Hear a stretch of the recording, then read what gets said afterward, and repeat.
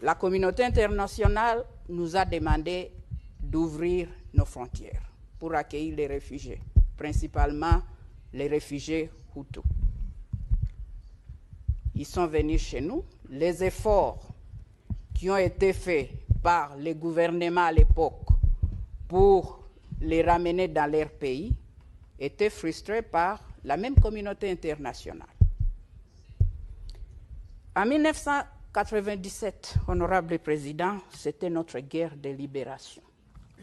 Après 32 ans de dictature, il y avait eu la guerre de la libération. On a libéré notre pays de dictature par notre troisième président, de heureuse mémoire, M. Laurent Désiré Kabila. Honorable président, une année, 3 mois après, en 1998, nous avons connu une rébellion. Et une rébellion de RCD Goma, qui était soutenue par nos voisins du Rwanda. Ils ont soutenu cette rébellion.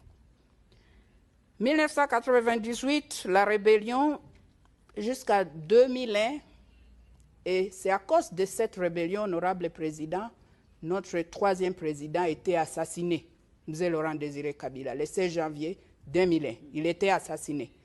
Malgré tous les efforts qui ont été faits par les pays de la SADC, et je remercie encore, nous savons qu'on avait eu des discussions ici, et je vais revenir à ça. Quand on a assassiné M. Laurent Désiré Kabila, notre troisième président, la guerre a continué. Et vous connaissez l'histoire.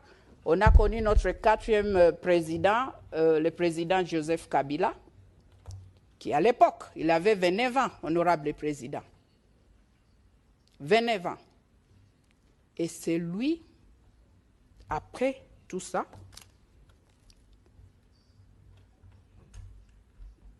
nous avons entré dans de dialogues, de discussions, et c'était ici, en Afrique du Sud, avec le mouvement rebelle du RCD Goma.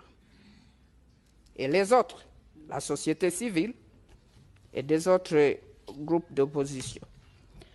Honorable président, de 1998 à 2003, le RCD Goma a occupé la partie est de la République démocratique du Congo, c'est-à-dire le Nord Kivu, partie du Sud Kivu. La RCD Goma, Rassemblement des Congolais pour la démocratie, c'était ça.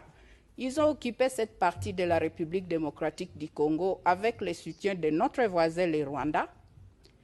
Ils ont fait 5 ans dans cette partie de notre pays.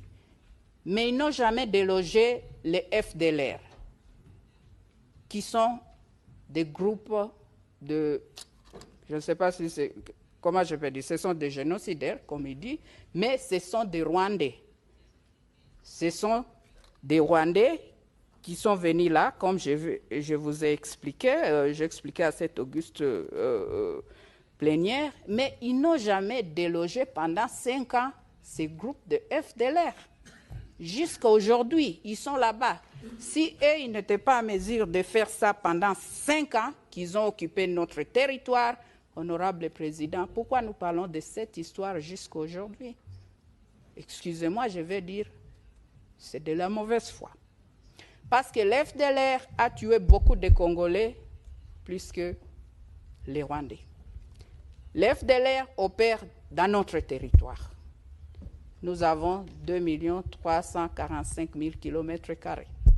Mais il y a des pays qui sont plus grands que nous, mais on gère les pays, c'est possible de gérer.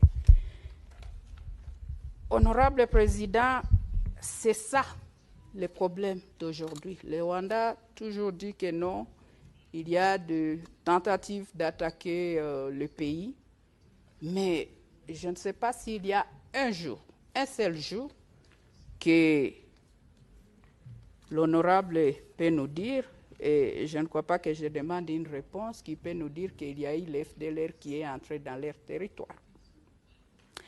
Honorable président, en 2003, nous avons connu un gouvernement de 1 président avec 4 vice-présidents, la première en Afrique. C'était notre souci de ramener la paix dans notre pays, de reconstruire la paix, de construire la paix et reconstruire notre pays. On ne peut pas parler de développement d'un pays ou même de la région des Grands Lacs s'il n'y a pas la paix. Nous avons connu ces gouvernements-là pendant 3 ans, jusqu'en 2006, où nous avons eu la toute première élection démocratique dans notre pays, et c'était 45 ans après notre indépendance.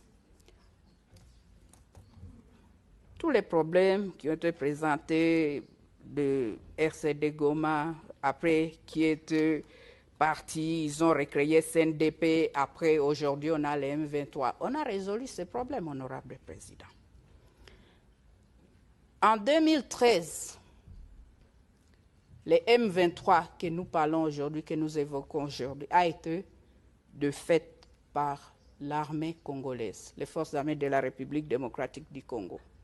Et toutes ces années, ils ont même écrit, ils ont signé un communiqué pour dire non, il n'y aura plus de la guerre, ils vont participer dans les efforts de paix et politique dans leur pays.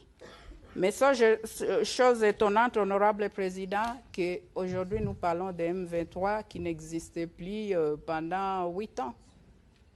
Et nous avons les rapports des Nations Unies. Il y a des preuves que c'est notre voisin du Rwanda qui est en train de soutenir les rébellions, cette rébellion du M23. Oui, on a 120 groupes armés et tout ça, mais ce n'est pas ça le problème. Le plus grand problème, c'est le M23 qui est soutenu par nos voisins du Rwanda. Nous sommes condamnés à vivre ensemble, honorable président. Comme je viens de le dire, nous soutenons les efforts de la paix, mais peut-être j'ai une proposition et peut-être nous devons noter ça aussi. Vu que les FDLR, ce sont des Rwandais, peut-être les Rwandais devaient faire un effort pour dialoguer avec eux, parce que ce sont des Rwandais, ce ne sont pas des Congolais. Ils sont en République démocratique du Congo, mais ce sont des citoyens rwandais. Thank you, Honorable President. I see you're showing me that I should stop.